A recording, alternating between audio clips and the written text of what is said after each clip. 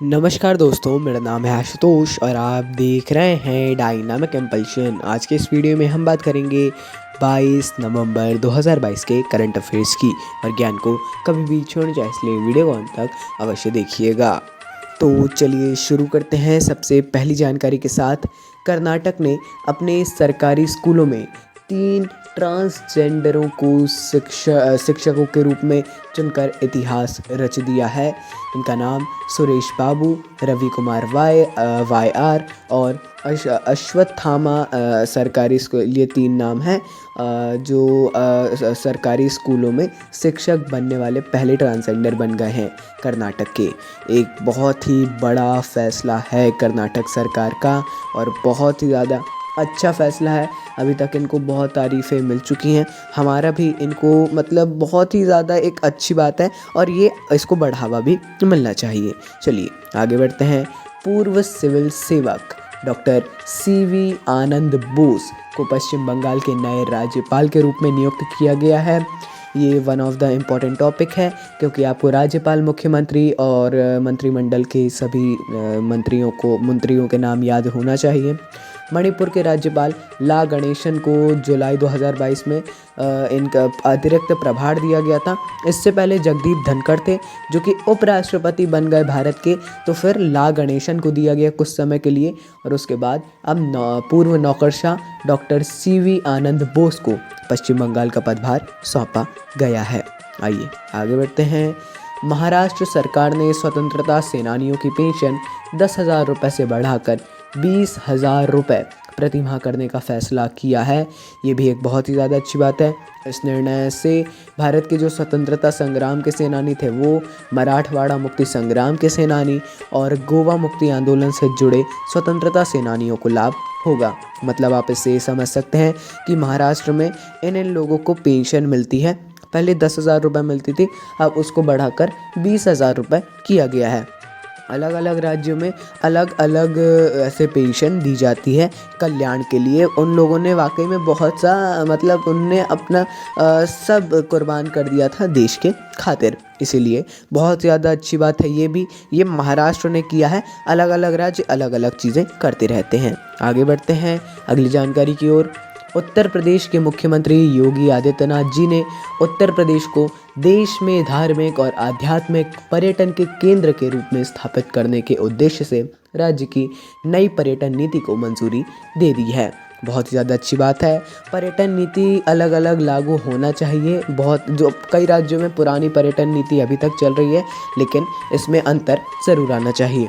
इसके तहत अयोध्या, चित्रकूट, बिठूर को रामायण सर्किट में शामिल किया जाएगा। ये सब उत्तर प्रदेश में है।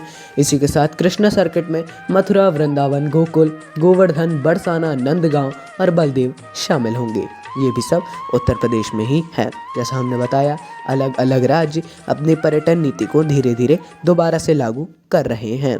आइए आगे बढ़ते हैं अगली जानकारी। ये तो एक इम्पॉर्टेंट जानकारी है। कैम्ब्रिज डिक्शनरी ने होमर शब्द को 2022 वर्ड ऑफ द ईयर घोषित किया है। होमर लोकप्रिय अमेरिकी खेल बेसबॉल में होम रन को संदर्भित करता है। समझे, बेसबॉल में जो होम रन को संदर्भित करने वाले शब्द है वो है होमर, जो कि Cambridge dictionary 2022 word of the year घोषित किया गया है ना। इसको याद रखिएगा। अभी और डिक्शनरीज जारी करेंगी, उन वर्ड्स को भी आपको याद रखना पड़ेगा। कंफ्यूज हो जाते हैं लोग इसी में, इसीलिए हम तो ये तो पहला है, इसीलिए अच्छे से बता दे रहे हैं जिससे आपको आगे कोई भी कठिनाई ना हो। बाकी ये सब बहुत सी डिक्शनरीज़ हैं, आपको मेन डिक्शनरीज़ का याद रखना है। बाकी ऐसे ज़्यादा याद नहीं रखना है। एक आप पेज बना लीजिए, उसमें लिखते जाइए, हो जाएगा आसानी से, कोई बड़ी बात नहीं है। चलिए आगे बढ़ते हैं। 2024 पेरिस ओलंपिक और पैरालंपिक के शुभंकर के रूप में फ्रेंजियन कैप का अनावरण किया गया है। ये लाल टोपियाँ पुरातनत्व और फ्रांसीसी क्रांति में स्वतंत्रता की खोज की प्रतीक थी, इसलिए अब इसको दोबारा उसकी याद में इस कैप का अनावरण किया गया है शुभंकर यानी मैस्कट के रूप में। शुभंकर के पैरालंपिक संस्करण में एक कृत्रिम पैर भी है। आपको दोनों की फ़ोटोज़ दिखाई जा रही हैं स्क्रीन पर। बाकी इससे आप ये समझ सकते हैं अभी आएगा 2023, उसके बाद 2024, वहाँ पर पैरालंपिक और ओलंपिक दोनों आयोजित किए जाएंगे। इस बार भारत का अच्छा प्रदर्शन रहेगा हर बार से, ऐसे मेरे को लगता है। चलिए आगे बढ़ते हैं। कर्नाटक के मुख्यमंत्री बसवराज बोम्मई जी ने घोषणा की कि हुबली, धारवाड़, मैसूर, मंगलुरु, मध्य कर्नाटक और बेंगलुरु के पास 6 नए हाईटेक शहर अगले 6 महीने के भीतर बनाए जाएंगे। ये हाईटेक शहर कर्नाटक के विकास के लिए विज्ञान और प्रौद्योगिकी और नवीन विचारों को बढ़ावा देंगे। इससे आप ये समझ सकते हैं कि जो कर्नाटक में बेंगलुरु है वो तो है ही सिलिकॉन वैली ऑफ इंडिया, लेकिन वो केवल एक जिला नहीं चाहते हैं या एक क्षेत्र नहीं चाहते हैं, वो चाहते हैं कि पूरा कर्नाटक इसमें आगे बढ़े, प्रगति करे, जो कि एक बहुत ही ज़्यादा अच्छी बात है और हमारी शुभकामनाएं कि ऐसा अवश्य हो। चलिए आगे बढ़ते हैं। अगली जानकारी 2022 फीफा विश्व कप कतर में 20 नवंबर से शुरू किया गया।